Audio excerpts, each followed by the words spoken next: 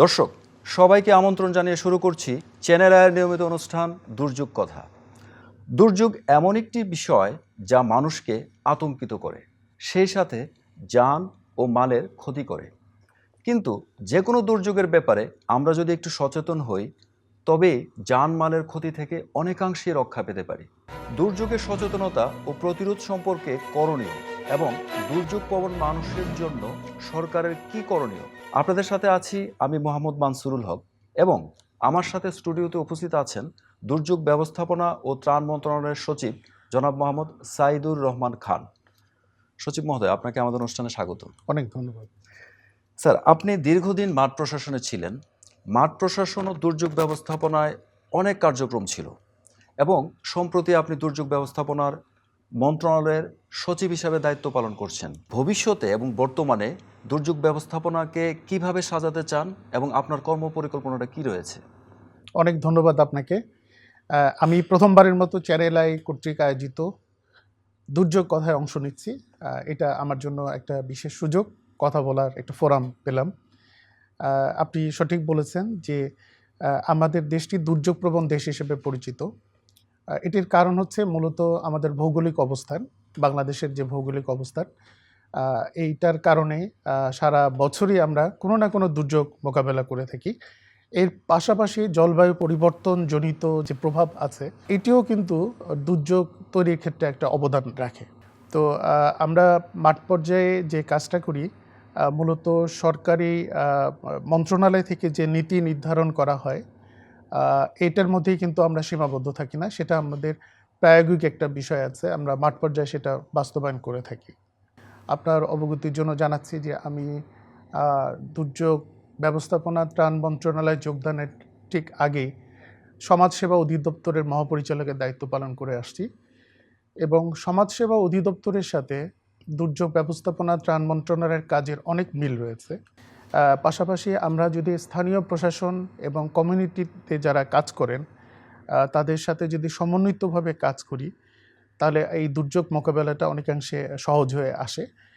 আমার যেটা লক্ষ্য উদ্দেশ্য, যে আমাদের যে কার্যক্রমগুলো রয়েছে এটাকে আমরা আরও জনবান্ধব করতে চাই। এখানে সাধারণ মানুষের স্বতঃস্ফূর্ত অংশগ্রহণটা চাই। এখানে আমরা যে সেবাগুলো দিচ্ছি সেটা যাতে সহজীকরণ করতে পারি, এটি যাতে মানবিক হয়, আমরা যাতে কল্যাণকামী সেবা দিতে পারি, এবং সেই ক্ষেত্রে যদি আমরা লাকসই বা টেকসই প্রযুক্তির ব্যবহার যদি আমরা করি, তাহলে অনেকাংশে আমরা এটা করতে পারবো। তবে আমার একটা প্ল্যান, সেটি হচ্ছে যে আমরা যে কাজটা করি আমাদের কোনো ডেটা নাই।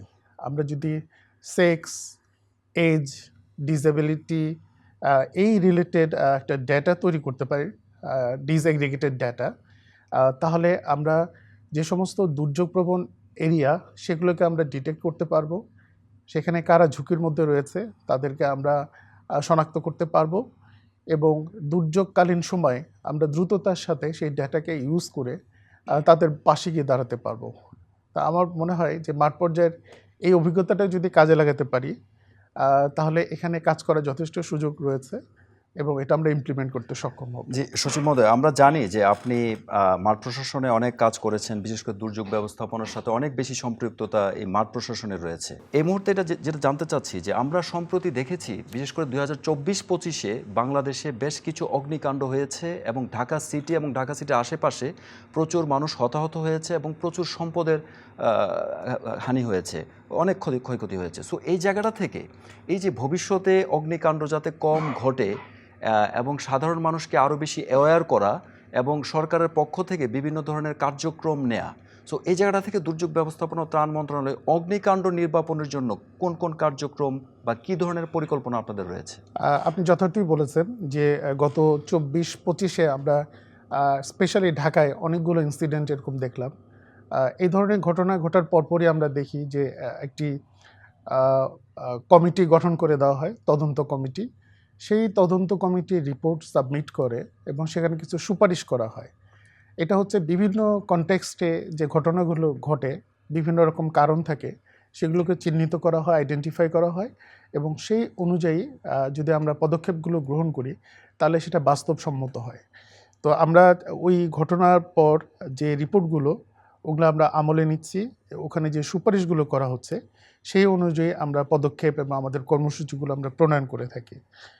আপনি যথার্থই আরেকটি কথা বলেছেন, সচেতনতা বৃদ্ধি একটা ব্যক্তিগত পর্যায়ে সবচাইতে বেশি দরকার। আমরা যদি আমাদের যে প্রত্যেকটি বাসায় সবার সেই সামর্থ্য নাই, আমরা যদি ফায়ার এক্সটিংগুইশারগুলো রাখি, স্পেশালি আমাদের অফিস আদালতে যে এক্সটিংগুইশারগুলো রাখি এগুলো ঠিকমতো মনিটর করা হয় না। এগুলো দেখা যাচ্ছে মেয়াদ উত্তীর্ণ হয়ে গেছে। জি দুর্ঘটনার সময় যখন এটা ইউজ করতে যাই তখন দেখা যাচ্ছে এটা কাজ করে না। তাহলে আমরা এগুলো যদি নিয়মিত চেক করি, এগুলো যখন রিফিল করা দরকার সেই কার্যক্রম যদি আমাদের তরফে করি, তাহলে অনেকটা আমরা পুরোপুরি হয়তো পারবো না, কিন্তু ঝুঁকি হ্রাস করতে পারি বা এটার মাত্রাটা অনেকটা কমিয়ে আনতে পারি। জি এছাড়াও আমাদের বাসায় যে বৈদ্যুতিক লাইনগুলো রয়েছে, তারপর আমাদের যে গ্যাস লাইন রয়েছে সেখানে লিক আছে কিনা মাঝে মধ্যে এটা চেক করা দরকার। আমরা যে কাজটি এখন করছি যে আমাদের যে ফায়ার সার্ভিস ডিপার্টমেন্ট রয়েছে তাদেরকে আমরা উপকরণ সহযোগিতা দিচ্ছি। যে আমাদের বাইরের দেশগুলো যে আধুনিক যন্ত্রপাতি যেগুলো ব্যবহার করা হচ্ছে সেগুলো আমরা তাদেরকে সরবরাহ করার উদ্যোগ গ্রহণ করেছি। আমাদের যে দাহ্য পদার্থ দেখা যাচ্ছে যে গোপনে বিভিন্ন জায়গায়, স্পেশালি ঢাকার পুরনো ঢাকায় আমরা জি দেখতে পাই যে দাহ্য পদার্থগুলো নিয়ে ব্যবসা বাণিজ্য করা হচ্ছে, তাদের কোনো লাইসেন্স নাই। এইগুলোকেও চিহ্নিত করা যায় যদি, এদের ব্যাপারে যদি পদক্ষেপ গ্রহণ করা যায় তাহলে আমরা অনেকটা উপশম করতে পারবো বলে আমি বিশ্বাস করি। জি সচিব মহোদয়, পাশাপাশি আমি একটু ইন্টারাপ্ট করছি। এই জি যে বলেন। আমরা গত বেশ অনেক বছর ধরে দেখছি যে পুরনো ঢাকাতে এই যে দাহ্য পদার্থের কথা বললেন, এটার কারণে অনেক অগ্নিকাণ্ড হচ্ছে, অনেক হতাহত হচ্ছে। সো এটা এখনো অনেক ব্যবসায়ী বা অনেক ধরনের রাসায়নিক অনেক গুদাম রয়েছে ওইখানে। সো এই গুদামগুলো আমরা কেন ওখান থেকে সরাতে পারছি না? এই দায়টা আসলে কার? এটি হচ্ছে বিভিন্ন মন্ত্রণালয়ের কার্যক্রমের মধ্যে পার্থক্য আছে। যেমন আমি আমার অংশটুকু করব, তারপরে সিভিল ডিফেন্স তারা জি তাদের অংশটুকু করবে, অন্যান্য মন্ত্রণালয়ে যার যার অংশ কাজ করার কথা।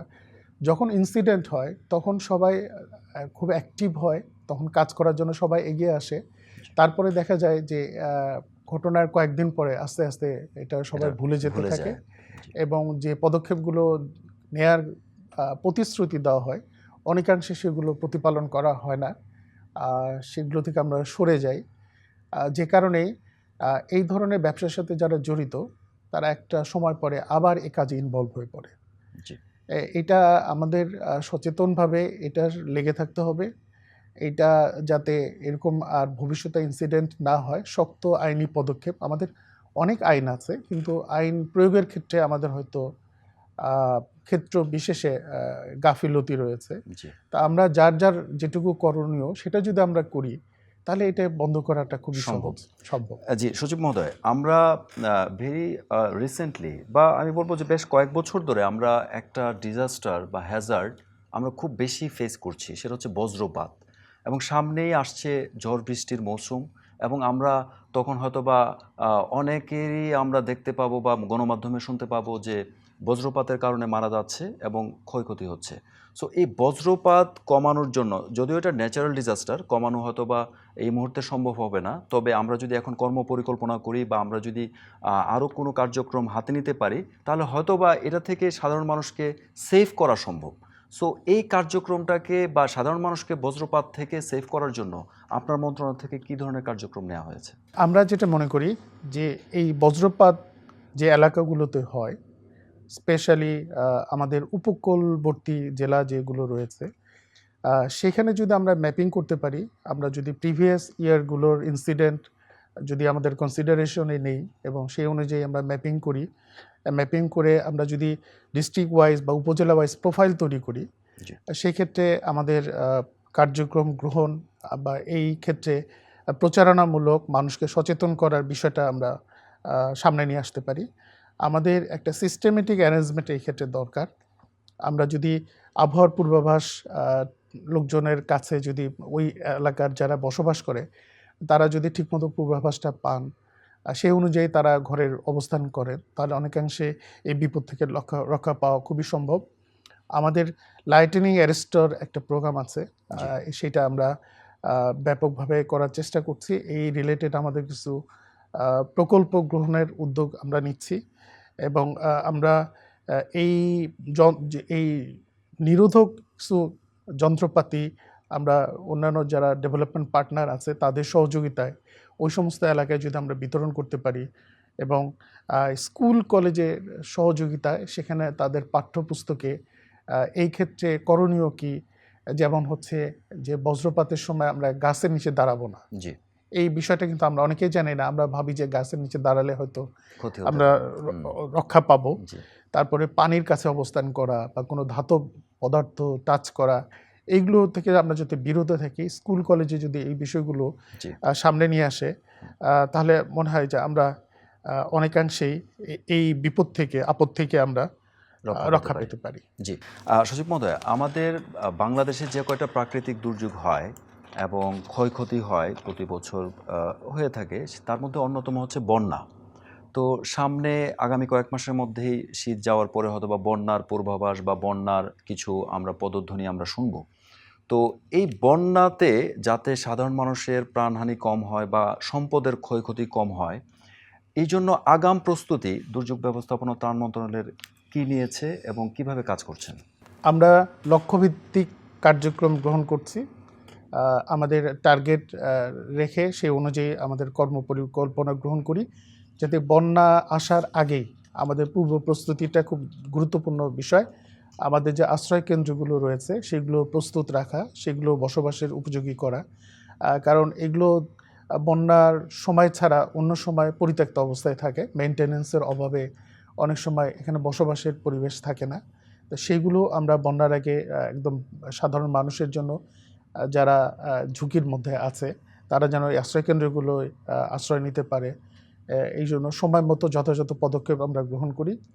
আমাদের আগাম প্রস্তুতির ব্যাপারে আমাদের জেলা উপজেলার যে কমিটিগুলো রয়েছে তাদেরকে আমরা অ্যাক্টিভেট করি, তাদেরকে আমরা নির্দেশনা দিই এবং পাশাপাশি এই দুর্যোগ প্রবণ এলাকায় আমাদের যে আশ্রয় কেন্দ্রগুলো রয়েছে সেইখানে আমাদের বিশুদ্ধ পানির ব্যবস্থাপনা করা, পানি বাহিত রোগ না হতে পারে সেই রকম একটা অ্যারেঞ্জমেন্ট রাখা, সেই প্রস্তুতি রাখা, এগুলো করার মাধ্যমে পাশাপাশি আমাদের আরও কিছু চিন্তা করা দরকার যে আমার এই আশ্রয় কেন্দ্রে কিন্তু শুধু সাধারণ মানুষ তো আসেই, তাদের মধ্যে যারা বেশি ঝুঁকির মধ্যে আছে, ফর এক্সাম্পল আমাদের যারা যারা ডিসেবল পার্সন, জি, তাদের যদি র্যাম্প না থাকে, তাদের যদি সিঁড়ি দিয়ে ওঠার মতো সক্ষমতা না থাকে, এই টয়লেটগুলো যদি ব্যবহার উপযোগী না হয়, অথবা পানির স্বল্পতা যদি থাকে, অথবা আমাদের নারীর যারা থাকেন তাদের যদি পর্যাপ্ত লাইটের ব্যবস্থা না থাকে, তাহলে কিন্তু তারা নিরাপত্তাহীনতায় ভোগে।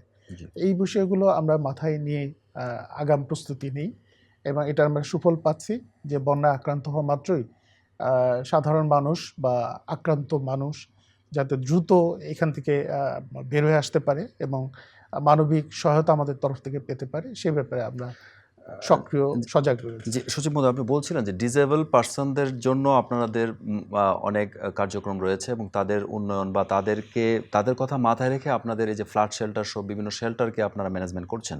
তো এখানে আমার একটা প্রশ্ন, যে আপনি নিজেও যা ডিসেবল পার্সনদের যে ডিপার্টমেন্ট, বিশেষ করে সমাজসেবা অধিদপ্তর, ওখানে আপনি ডিজি হিসাবে দায়িত্ব পালন করেছেন। সো আমার প্রশ্ন হচ্ছে, ডিজাস্টার অ্যান্ড ডিসেবিলিটি এই দুইটার ব্যাপারে দুইটাকে ইন্টিগ্রেট করা বা এই ডিজাস্টারে যাতে ডিসেবল পার্সনদের আরও বেশি সুরক্ষা দেওয়ার জন্য দুর্যোগ ব্যবস্থাপনা ত্রাণ মন্ত্রণালয়ে আপনি কিভাবে কাজ করতে চান? আপনার অবগতির জন্য আমি জানাচ্ছি যে সমাজসেবা অধিদপ্তরের একটা সফটওয়্যার প্রোগ্রাম রয়েছে যেখানে ৩৮.৫ লক্ষ নিবন্ধিত প্রতিবন্ধী রয়েছে সারা বাংলাদেশে। এর বাইরেও হয়তো রয়েছে, সবাই হয়তো নিবন্ধনের আওতায় আসে নাই। আমরা যদি আশ্রয় কেন্দ্রগুলোর কথা চিন্তা করি, সেখানে তাদের থাকার মতো কোনো অ্যারেঞ্জমেন্ট আমরা রাখি না, বা তাদের বিষয়টা আমাদের মাথায় আসে না, বা তাদের এই বিষয়টা অ্যাড্রেস করা দরকার, এটা আমরা কখনোই কনসিডারেশনে আনি না। তা এখন আমরা সমাজসেবা অধিদপ্তরে থাকা অবস্থায় আমরা অন্যান্য মন্ত্রণালয়কে এই বিষয়ে উদ্বুদ্ধ করেছি যে প্রত্যেকেই যেন এটা আমলে নিয়ে আসে এবং তাদের সহায়ক একটা পরিবেশ তৈরি করা হয়, যাতে এই ঝুঁকির মধ্যে যারা রয়েছেন তাদের মধ্যে সবচেয়ে বেশি ঝুঁকিতে যারা আছেন, নারী, শিশু, বৃদ্ধ এবং প্রতিবন্ধী যারা রয়েছেন, তাদের বিষয়টা যেন আমরা অগ্রাধিকার দিই, তাদের সুযোগ সুবিধাটা যেন আমরা নিশ্চিত করি। জি, যেহেতু আমি সমাজসেবায় ছিলাম, এটা আমি এখানে বাস্তবায়নের জন্য বিশেষ উদ্যোগ গ্রহণ করব। আমরা রিসেন্টলি দেখছি ভূমিকম্প ভূমিকম্পের একটা বেশ প্রবণতা আমরা দেখছি। বেশ কিছুদিন আগেও আমরা একটা ভূমিকম্প যেটা 5.5 রিক্টার স্কেলে ঢাকা শহরে আমরা অনুভব করেছি। সো ভূমিকম্প ম্যানেজমেন্ট বলতে আমি যেটা বলতে চাচ্ছি যে প্রস্তুতি। তো ভূমিকম্প পরবর্তী ঢাকা শহরে এই ব্যবস্থাপনার জন্য দুর্যোগ ব্যবস্থাপনা ও ত্রাণ মন্ত্রণালয় থেকে কী ধরনের কার্যক্রম রয়েছে? আপনি নিশ্চয়ই স্মরণ করবেন সম্প্রতি যে ঢাকায় পরপর কয়েকটি আর্থকোয়েক হয়ে গেল যেটি, জি এটির পর সরকার নড়েচড়ে বসেছেন। সরকারি তরফ থেকে বিভিন্ন মন্ত্রণালয়ের মধ্যে সমন্বয় মিটিং হয়েছে, নানা রকম কর্মপরিকল্পনা চলমান রয়েছে। আমাদের যারা বিশেষজ্ঞ রয়েছেন তাদের আমরা পরামর্শ নিচ্ছি। প্রধান উপদেষ্টার কার্যালয় থেকেও আমরা নির্দেশনা পেয়েছি। আপনি নিশ্চয়ই আমার সাথে একমত হবেন জি যে আপনার এই আর্থকোয়েক কোনো এটি একটি আকস্মিক এবং অসম্ভব বিধ্বংসী একটা প্রাকৃতিক দুর্যোগ। জি এটি নিবারণ করার শক্তি সামর্থ্য আমরা রাখি না। তবে আমরা প্রস্তুতি যদি গ্রহণ করি তাহলে এটার ভয়াবহতা আমরা একটা রিডিউস করতে পারি। জি এই ক্ষেত্রে আমাদের যে করণীয় যে বিষয়গুলো, আমরা মনে করি যে ঢাকা শহরে যে ঝুঁকিপূর্ণ ভবনগুলো রয়েছে এগুলো আমাদের চিহ্নিত করা দরকার। আমাদের সরকারি একটা বিল্ডিং কোড রয়েছে, সেই জি। বিল্ডিং কোড যাতে আমরা অনুসরণ করি, শক্তভাবে সেটি বাস্তবায়ন করা দরকার। এটার মনিটরিং আরও বাড়ানো দরকার। যারা দায়িত্বপ্রাপ্ত অথরিটি এটা তাদের উপরে বর্তায়। এছাড়াও আমাদের যে ফায়ার সার্ভিস সহ যে আমাদের যে উদ্ধারকারী যে সংস্থাগুলো রয়েছে তাদের সক্ষমতা বৃদ্ধি করাটাও আমাদের খুব গুরুত্বপূর্ণ একটা বিষয়। এবং ভূমিকম্প চলাকালীন আমাদের করণীয় কি, এই বিষয়গুলো আমাদের স্কুল কলেজে শেখানোর পাশাপাশি আমরা এটা public earthquake awareness drill, develop করা। জি রাইট, আর্থকোয়েক ড্রিল করতে পারি। জি এটা করার মাধ্যমে মানুষকে সচেতন করতে পারি।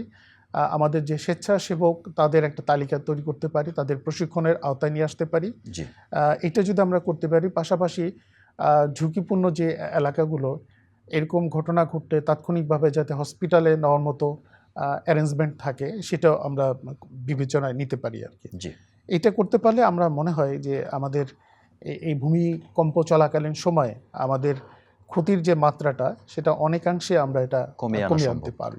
জি ধন্যবাদ।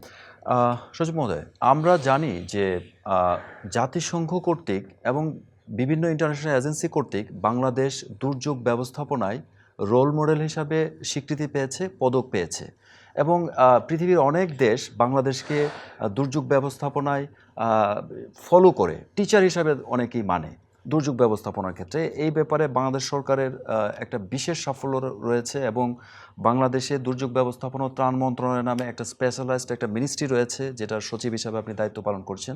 সো এই যে এত অ্যাচিভমেন্ট, বিশেষ করে এই যে রোল মডেল, বিভিন্ন পদক প্রাপ্তি, সো এগুলিকে ধরে রাখার জন্য এবং দুর্যোগ ব্যবস্থাপনাকে আরও বেশি এনরিচ করার জন্য, আরও বেশি উন্নত করার জন্য কী কী কর্মপরিকল্পনা রয়েছে মন্ত্রণালয়ের?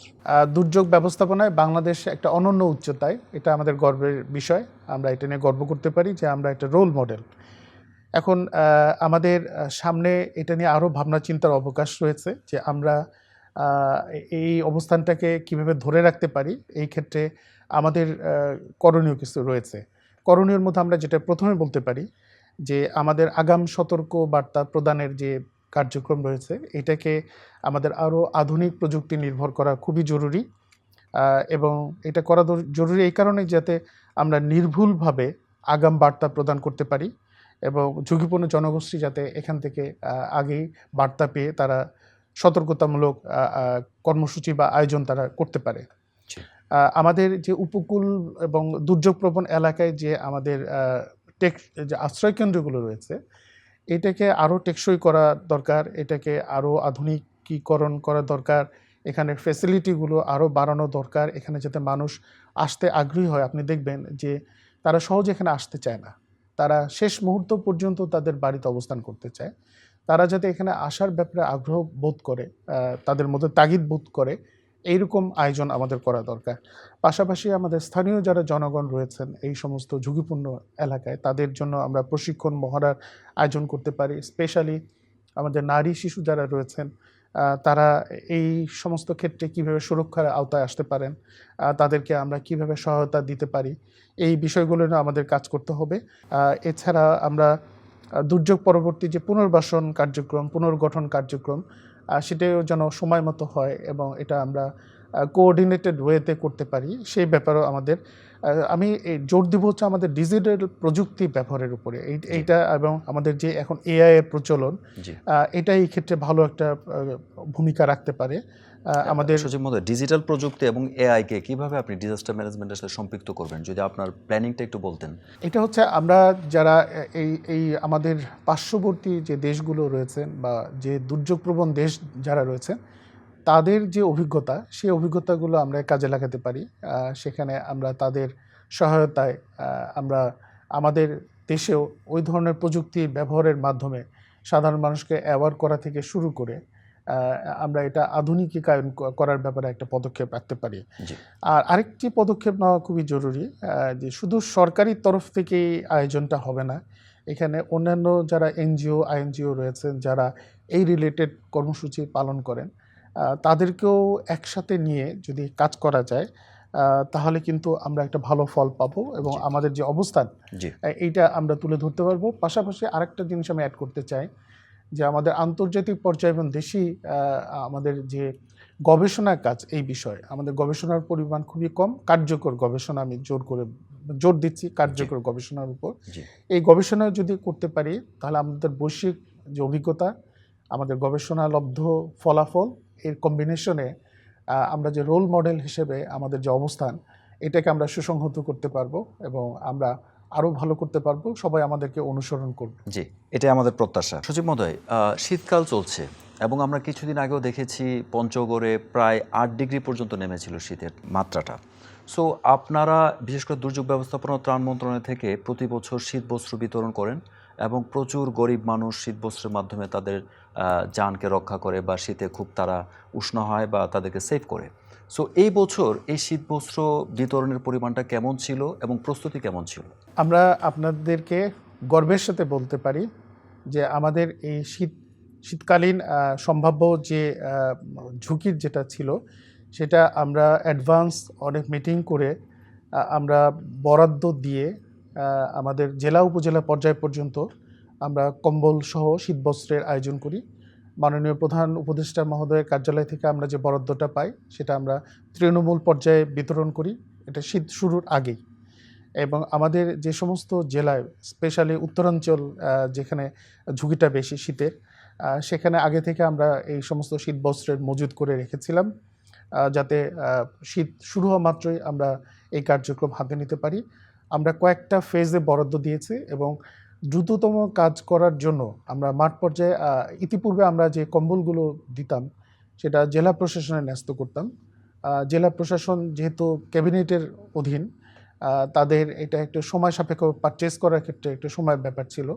যাতে দ্রুত কিনতে পারে, আমরা এই প্রথমবারের মতো ডিআরআরদেরকে আমরা এই দায়িত্বটা প্রদান করি। তারা এটা পারচেস করেছে, তারা সময় মতো এটা বিতরণ করতে সক্ষম হয়েছে এবং এখনও অনেক জেলা উপজেলায় প্রচুর পরিমাণ শীতবস্ত্র আমাদের মজুদ রয়েছে। জি। সুতরাং আমাদের পূর্ব প্রস্তুতি থাকার কারণেই আমরা পাশাপাশি আমরা জনপ্রতিনিধি থেকে শুরু করে বিভিন্ন স্বেচ্ছাসেবী সংগঠন, সামাজিক সংগঠন, তাদের সহায়তায় আমরা একযোগে কাজ করে জরুরি অতিরিক্ত বরাদ্দ প্রদান করে আমরা আগাম প্রস্তুতি নেওয়ার জন্যই এবারে শীতটা আমরা খুব ভালোভাবে মোকাবেলা করতে সক্ষম হয়েছি এবং এবার বরাদ্দের পরিমাণ বিগত কয়েক বছরের তুলনায় অনেক অনেক বেশি। তবে আমাদের প্রয়োজনের তুলনায় আমাদের ছিল শীতবস্ত্রের পরিমাণ সবাই অনেক বেশি ছিল। আমাদের যে বিভিন্ন রকম ছাত্রাবাস, বিশেষ করে এতিমখানা, বিভিন্ন মাদ্রাসা, আমরা কিন্তু এবার তাদেরকেও টার্গেট করেছি এবং টার্গেট করে ওই সমস্ত প্রতিষ্ঠানে আমরা শীতবস্ত্র, আমরা স্থানীয় প্রশাসনের সহায়তায় আমরা গিয়ে তাদেরকে কম্বলগুলো, যেটা আমরা গণমাধ্যমে দেখেছি যে দুর্যোগ ব্যবস্থাপনা ত্রাণ মন্ত্রণালয় থেকে শুধু কম্বল বিতরণের মধ্যে আমরা সীমাবদ্ধ ছিলাম না, আমরা শীতবস্ত্র বিতরণ করেছি বিভিন্ন আমাদের দুর্যোগপ্রবণ এলাকাগুলো, জেলা উপজেলা আমরা চিহ্নিত করে এবং স্থানীয় প্রশাসনের চাহিদা অনুযায়ী আমরা সেখানে সরবরাহ করতে সক্ষম হই। জি, সচিব মহোদয়, আপনি সমাজসেবার ডিজি ছিলেন, বৃদ্ধাশ্রম ছিল একটা সমাজসেবা অধিদপ্তরের একটা পার্ট। সো ভবিষ্যতে বৃদ্ধাশ্রমে কম্বল দেওয়ার কি কোনো পরিকল্পনা রয়েছে আপনাদের এই মন্ত্রণালয় থেকে? সমাজসেবায় বৃদ্ধাশ্রম আমরা আপনার অবগতির জন্য জানাচ্ছি যে সেখানে আমরা প্রত্যেকটি বিভাগে বৃদ্ধাশ্রম করার আয়োজন করেছি। আমাদের ভবন দাঁড়িয়ে গেছে, কিন্তু লোকবলের স্বল্পতার কারণে সেটা সেভাবে চালু করা যায়নি। তবে জি 85টা আমাদের শিশু পরিবার, যেটা বালক এবং বালিকা, জি সেইখানে 10 জন করে বৃদ্ধ লোকের থাকার ব্যবস্থা রয়েছে। জি এটা উদ্দেশ্য হচ্ছে যে বয়স্ক লোকজন নাতি নাতনি নিয়ে এক জায়গায় বসবাস করার যে অভিজ্ঞতা, যে স্বাদ, সেটা পেতে পারে। বাচ্চারাও নানা নানির দাদা দাদির সম্পর্কের যে আস্বাদন, সেটাও তারা পেতে পারে। জি তো আমরা যেহেতু সমাজসেবা থেকে এটি কাভার করা হচ্ছে, যে কারণে আমার দুর্যোগ এবং ত্রাণ মন্ত্রণালয় থেকে এই ব্যাপারে আমরা এবার আলাদাভাবে কোনো পদক্ষেপ নেইনি। এই প্রতিষ্ঠানগুলোর বাইরে যারা রয়েছে তাদেরকে আমরা অগ্রাধিকার দিয়ে দিয়েছি। আমরা আমাদের কার্যক্রম পরিচালনা করি। জি সচিব মহোদয়, শহরের জলাবদ্ধতা এটা একটা প্রধান সমস্যা, অন্যতম সমস্যা। এবং আমরা ভারী বর্ষণের কারণে বা এই বিশেষ করে বর্ষা মৌসুমে আমরা ঢাকা সিটি সহ চট্টগ্রাম বা বড় বড় সিটিগুলোতে, বিশেষ করে ঢাকাতে আমরা জলাবদ্ধতা একটা বিশেষ একটা সমস্যার ফেস করি এবং অনেক মানুষ এটাতে বেশ অসুবিধার কারণ বা সৃষ্টি হয়, অনেক মানুষ চলাচল বা বিভিন্ন ধরনের সমস্যার সৃষ্টি হয়। সো এই জলাবদ্ধতা কমানো বা জলাবদ্ধতাতে যাতে সাধারণ মানুষের কোনো ক্ষয়ক্ষতি না হয়, এই ব্যাপারে আপনার মন্ত্রণালয়ে কি কোনো কার্যক্রম রয়েছে? জলাবদ্ধতা আমাদের যতগুলো দুর্যোগ রয়েছে তার মধ্যে এটা নিউ এডিশন। এটা আপনি নিশ্চয়ই জানেন যে আমাদের একটা জনবহুল দেশ। এখানে আমাদের স্থানের সংকুলান খুবই কম, যে কারণে মানুষ যত্রতত্র ময়লা আবর্জনা ফেলে আমরা নিজেরাই নিজেদের ক্ষতির কারণ হয়ে দাঁড়াচ্ছি। আমাদের এটা একটা কাঠামোগত এবং দীর্ঘমেয়াদী সমস্যা আমরা মনে করি এটাকে, জলাবদ্ধতাকে। এটা উত্তরণের একটাই উপায় হচ্ছে আমাদের পরিকল্পিত এবং টেকসই যে সমাধান, সেই দিকে অগ্রসর হওয়া, দীর্ঘমেয়াদী পরিকল্পনা করা এবং সেটার বাস্তবায়ন করা, এবং অবশ্যই সেটা আধুনিক হবে, প্রযুক্তি নির্ভর হবে, ড্রেনেজ সিস্টেম হবে, যাতে দ্রুততার সাথে পানি আমরা নিষ্কাশন করতে পারি, এবং আমাদের যে প্রাকৃতিক খাল বিল নালা যেগুলো রয়েছে সেগুলো যেন এই ড্রেনেজ সিস্টেমের আওতায় আসে, তাহলে দ্রুত পানি নেমে যেতে পারবে। আর আমরা যে আমাদের খাল বিল বা যে জলাধারগুলো এগুলো দখল হয়ে যাচ্ছে, এগুলো যদি দখলমুক্ত করতে পারি এবং নিয়মিত যদি খননের আওতায় আমরা নিয়ে আসি এবং এগুলো রক্ষণাবেক্ষণে যদি আমরা পদক্ষেপ গ্রহণ করি, সেই ক্ষেত্রে আমার মনে হয় যে এই সমস্যাটার অনেকাংশে লাঘব হবে। পাশাপাশি আমাদের পাহাড় এলাকা এগুলো দখল হয়ে যাচ্ছে, এগুলো আমরা গাছ কেটে ফেলছি, আমরা পাহাড় ধ্বংস করছি, এগুলো কিন্তু প্রাকৃতিক দুর্যোগের ক্ষেত্রে একটা গুরুত্বপূর্ণ অবদান রাখে। জি আমাদের পরিকল্পিত নগরায়ন খুবই জরুরি। আমরা অপরিকল্পিতভাবে যদি ঘরবাড়ি তৈরি করি, আমাদের আবাদি জায়গাগুলো নষ্ট করে ফেলি, আমাদের ড্রেনেজ সিস্টেমে যদি প্রতিকূলতা তৈরি করি, নালার মুখগুলো বন্ধ করে দিই, তাহলে কিন্তু আমরা সমস্যার সমাধান খুঁজে পাবো না। পানি প্রবাহের পথগুলো যাতে অক্ষুণ্ণ থাকে, স্বাভাবিক থাকে, সেটি শুকনো মৌসুম থেকে আমাদের নজরদারি বাড়ানো দরকার। আর আমরা বৃষ্টির পানি সংরক্ষণ, যেটাকে আমরা রেইন ওয়াটার হারভেস্টিং বলে, এই বিষয়গুলো আমাদের এখন চিন্তাভাবনা করা দরকার, এগুলো বাস্তবায়ন করা দরকার। আর পাহাড়ি এলাকায় স্পেশালি বান্দরবন, কক্সবাজার, এখানে যাতে গাছ বেশি করে লাগাই এবং আমাদের পাহাড় কাটা রোধ যদি আমরা করি, তাহলে আমার মনে হয় এই যে পানি প্রবাহের পথগুলো আমরা সংরক্ষণ করতে পারবো এবং এর মাধ্যমে আমাদের এই যে সমস্যা, শহর কেন্দ্রিক যে সমস্যা, এটা আমরা অনেকাংশে কমিয়ে আনতে সক্ষম হব। জি সচিব মহোদয়, এটা প্রাসঙ্গিক যে জলাবদ্ধতা বা এই যে শহর পরিচ্ছন্ন রাখা, এটার অন্যতম দায়িত্ব হচ্ছে ঢাকা সিটি কর্পোরেশনের, নর্থ অথবা সাউথের। সো আপনার মন্ত্রণালয়ের সাথে সিটি কর্পোরেশনের এই জায়গাটা অ্যালাইনমেন্টটা কীভাবে করেন বা কিভাবে প্ল্যানিং করছেন? আমরা বছরের শুরুতে তাদের সাথে বসে মিটিং করি, একযোগে কাজ করি, কিন্তু ক্ষেত্র বিশেষে আমার মনে হয় যে আমাদের সমন্বয়ের অভাব দেখা দেয়। জি আমরা ডিশোল্ডারিং করি, আমরা দোষারোপ করি, এটা আমার কাজ না, এটা অমুক ডিপার্টমেন্টের কাজ। জি এইরকম করার মাধ্যমেও আমরা অনেক সময় প্রবলেম ক্রিয়েট করি। তো এইখানে যদি আমরা কার্যকর একটা মনিটরিং সিস্টেম থাকতো এবং একটা সমন্বিত উদ্যোগ থাকতো, তাহলে এটা অনেকাংশে আমার মনে হয় যে আমরা কম্প্রিহেনসিভ ম্যানেজমেন্ট। কম্প্রিহেন্সিভ ম্যানেজমেন্ট যদি আমরা করতে পারতাম, জি তাহলে আমাদের এই জলাবদ্ধতা নিরসন করা অনেকটাই সহজ সম্ভব হতো। আরেকটু বিষয় আমার বলা দরকার, জি প্লিজ। যে আমাদের যখন ঢাকা শহরে অতি বৃষ্টি হয়, সেই সময় তাৎক্ষণিকভাবে যেন আমরা পানি অপসারণ করতে পারি, ওই জায়গাগুলো আমরা চিহ্নিত করে যদি ওখানে আমরা পাম্পিং স্টেশন স্থাপন করি, পানি নিষ্কাশনের যন্ত্র যদি ওখানে সংরক্ষণ করি এবং এগুলো যাতে কাজে সময় মতো কাজে লাগাতে পারি, তাহলে কিন্তু আমার মনে হয় যে আমরা ঢাকা শহর সহ চট্টগ্রাম আপনি বললেন, জি। এই সমস্ত বড় শহরগুলোর জলাবদ্ধতা আমরা অনেকটাই নিবারণ করতে সক্ষম সম্ভব। হব। জি। সচিব মহোদয়, আমাদের অনুষ্ঠানের একদম শেষ পর্যায়ে আমি ছোট্ট একটা প্রশ্ন করছি যে অতীতে দুর্যোগ ব্যবস্থাপনায় হয়নি, মানে কাজটা হয়নি, ভবিষ্যতে করা উচিত এবং মাঠ প্রশাসন সহ বিভিন্ন ম্যানেজমেন্টে আরও বেশি এনরিচ করবে দুর্যোগ ব্যবস্থাপনাকে। সো এই ধরনের কোনো কর্মপরিকল্পনা আপনার রয়েছে কিনা যেটা আমরা ভবিষ্যতে আপনার মাধ্যমে বাস্তবায়নে দেখতে পাবো? এই স্বল্প সম্পদের মাধ্যমে আমরা এই ধরনের প্রাকৃতিক দুর্যোগ, শুধু প্রাকৃতিক দুর্যোগ না, মনুষ্য সৃষ্ট দুর্যোগ আমরা মোকাবেলা করে থাকি সকল রকমের। তো আমাদের এই ইনক্লুসিভ ডিজাস্টার ম্যানেজমেন্ট এই বিষয়টা ইন্ট্রোডিউস করা দরকার। আমরা যাতে আমাদের যে পুনরুদ্ধার কার্যক্রম এটি যাতে সহনশীল হয়, মানুষ যাতে এটা অভ্যস্ততা গড়ে তুলতে পারে। আমাদের যে ডিজাস্টার এটা যাতে আমরা একটা সিস্টেমেটিক ইয়েতে আনতে পারি। আমাদের কোপিং স্ট্র্যাটেজি মানুষ যাতে গ্রহণ করতে পারে এই ধরনের দুর্যোগের ক্ষেত্রে। জি। পাশাপাশি আমরা যেটা মনে করি যে আমরা ত্রাণ কর্মকাণ্ডের সময় যাতে জাস্টিস এনশিওর করতে পারি, আমরা যাতে ফেয়ার হতে পারি এবং আমরা যেন রেসপন্সিভ ওয়েতে কাজটা করতে পারি। প্রকৃত ক্ষতিগ্রস্তরা যাতে ত্রাণটা পায়। রাইট। জি। আর এভিডেন্স বেসড আমাদের যদি কার্যক্রম আমরা গ্রহণ করি, তাহলে আমার মনে হয় যে আমরা ঝুঁকি হ্রাস করতে পারবো, জীবন রক্ষা করতে পারবো এবং জি। সম্পদের আমরা সংরক্ষণ করতে পারবো এবং আমরা আমাদের দায়বদ্ধতার জায়গা থেকে এই কার্যক্রমগুলো সুনিশ্চিত করতে সক্ষম হব। নিশ্চয়ই, নিশ্চয়ই। সচিব মহোদয়, আপনার অনেক মূল্যবান কথা শুনছিলাম। সময় স্বল্পতার জন্য আমাদের অনুষ্ঠান আজ এখানেই শেষ করতে হচ্ছে। অনুষ্ঠানে আসার জন্য আপনাকে অসংখ্য ধন্যবাদ। অনেক ধন্যবাদ আপনাকে। দর্শক, দুর্যোগ কথা অনুষ্ঠানটি নিয়মিত প্রচারের উদ্দেশ্য হলো যে কোনো দুর্যোগ সম্পর্কে সবাইকে সচেতন করা। কারণ জানমালের নিরাপত্তার জন্য সচেতনতার বিকল্প নেই। তাই আমরা যে যার অবস্থানে থেকে যদি একটু সচেতন হই, তবেই মানবসৃষ্ট দুর্যোগ কমিয়ে আনা সম্ভব। কিন্তু প্রাকৃতিক দুর্যোগ মোকাবেলা করেই আগামীর সুন্দর পথ রচনা করতে হবে। দর্শক, আমি মোহাম্মদ মানসুরুল হক সবার সুস্বাস্থ্য ও নিরাপদ জীবন কামনা করে আজকের মতো বিদায় নিচ্ছি। আল্লাহ হাফেজ।